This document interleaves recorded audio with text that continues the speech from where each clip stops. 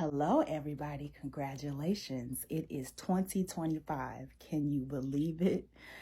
I can't believe it. So, shout out to the class of 2005.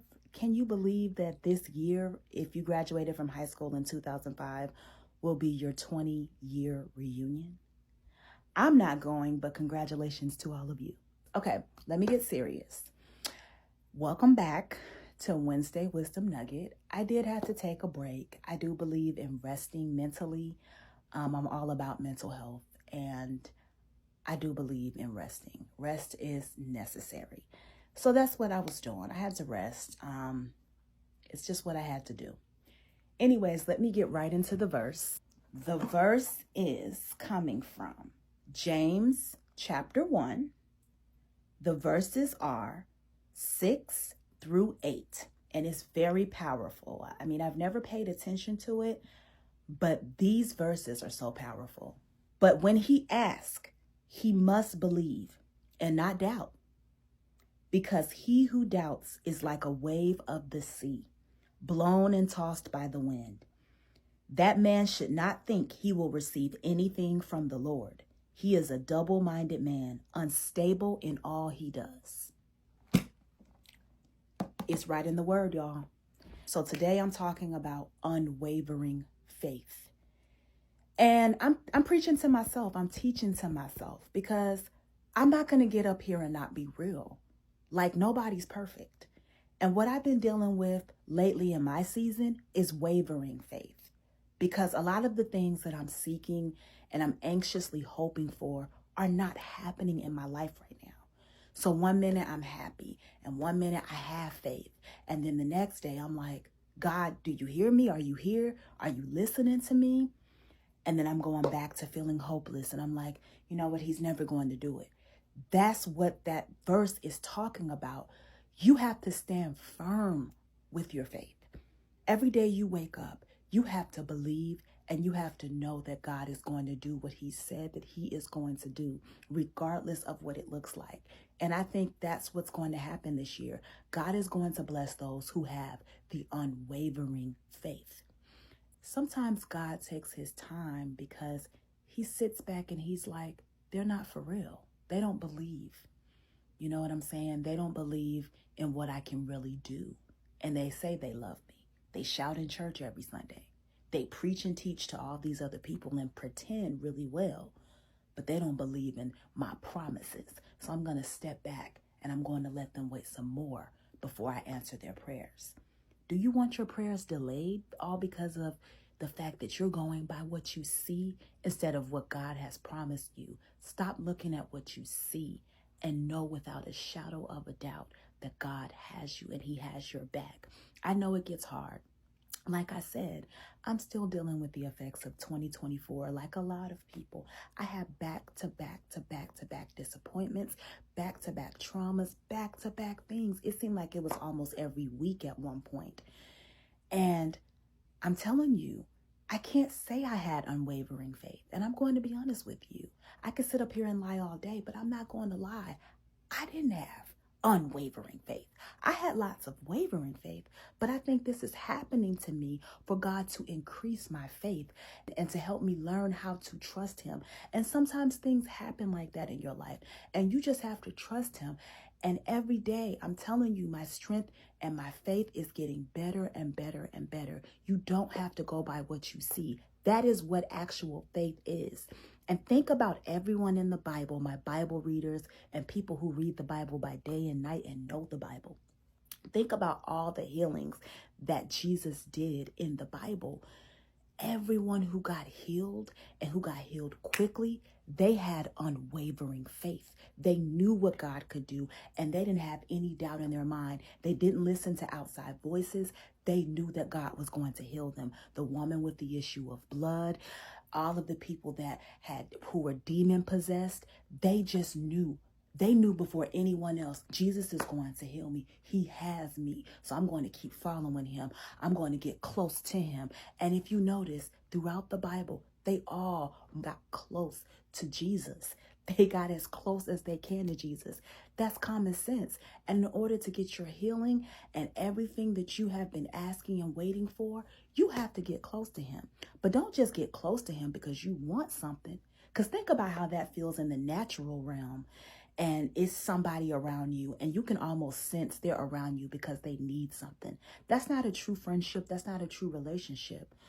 God wants the true relationship. He wants you to truly get close to his presence because you like being around him, you love him, and you just want to know more about him. And that's when he truly blesses you in overflow. When you really just ask and you want to be in his presence, you get joy. And you need joy for a world like this because there's going to be trouble. There's going to be unfavorable circumstances. There's going to be disappointments. There's going to be things in our life that we don't necessarily like. And we have to know how to deal with it. Everything in life is not peaches and cream, you know. There's going to be rainy days. And you have to be able to get through them. And that's where joy comes in the picture. That's why you have joy. Because joy is you're happy, you have peace regardless of your circumstances. And that's what joy is. And a lot of the times when we have back-to-back issues and back-to-back trauma and trouble, that's to build our strength, our faith, and joy. Unwavering, relentless faith is what you need. And especially in this new world, everything is not instantaneous. God is not conforming to the new social media world. How you go on TikTok and you see how stuff is instant. You put stuff in a microwave and it instantly happens. God is not conforming to that. But guess what? You have to conform to him. You have to conform to his ways and what he's telling you to do. God is never going to conform to this world. This world is going to always be ever changing. And I'm noticing that a lot of Christians are becoming more and more impatient. And that's why it's so many people who don't believe in God anymore, or Christians who used to believe in God and now they don't want to believe in God. Because there's so many people that are Christians and they're getting mad because their prayers are not answered. God is not a genie. And he told me that because I used to just pray to God for what I wanted. Never thanked him, none of that. And he told me while I prayed, I'm not a genie. If you just want me and you want to call on me when you want something materialistic, you don't need me. You can go be with the world because that's what a lot of worldly people are doing. And you just have to be careful. Thank him for everything. And it could be far worse. And that's what I had to learn about my circumstances and all that I was dealing with. It was hard. There were days it got so dark. I had to keep thinking about all the things that I do have versus what I do not have. And I'm going to tell you guys, honestly, I wanted to quit this show because when I started consistently posting a Wednesday Wisdom Nugget every week, and I started really just telling my story, that's when Satan was attacking me so hard. And I got to a point, I'm like, God, I don't want to do this anymore. But God literally told me, stop running. Stop running. And I'm here to tell that to somebody else. Face your fears. Fight, fight, fight. Don't let the devil have the victory. Just because there's a lot going on, for someone out there, you're starting a new business. I don't care what it is. Keep going. Success is always going to have a lot of trials and tribulations. But as you can see, the successful people are the ones who endure till the end. You have to keep going. Do not let the devil have that victory, guys. Know without a shadow of a doubt, you know what, God, I know you have me. I'm going to keep going. Even when you feel sad, even when you get more bad news, just memorize a Bible verse. They that wait on the Lord shall renew their strength. They shall mount up on wings as eagles. They shall run and not be weary. They shall walk and not faint. Get in your word. Talk to yourself. And you don't always have to call somebody up and be like, girl, I need prayer. I need someone. I need this. Go straight to God yourself. There is no limit on prayer. You don't have to pray just once a day. You can pray all day and all night. Anytime you feel sad, God, I feel sad again. Please help me, God. Please lift me up. Please give me a song in my spirit. It is okay, okay? Go to God. And I'm here to tell you that God will answer and God will lift that heaviness off of your spirit and off of your soul. Do not give up and have unwavering faith. Don't sit up and toss and turn, okay? We got to be serious about God's business this year, okay? Take your hands off of it and give it completely to him and know that he has you regardless of what you see.